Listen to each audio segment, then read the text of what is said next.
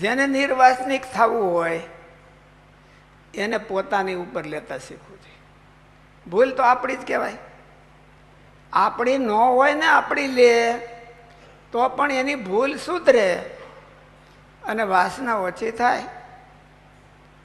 પોતાની ઉપર લે નહીં તો એની વાસના ઓછી ન થાય.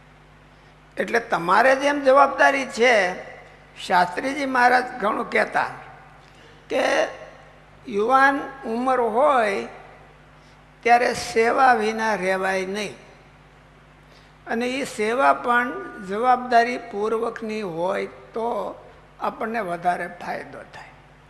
અને જવાબદારી પૂર્વકની સેવા હોય અને એમાં કંઈક ભૂલ પડે, એ જો બીજાની ઉપર ઉલાળી નાખે તો એની વાસના ઓછી ન થાય અને એના સ્વભાવ ઓછા ન થાય.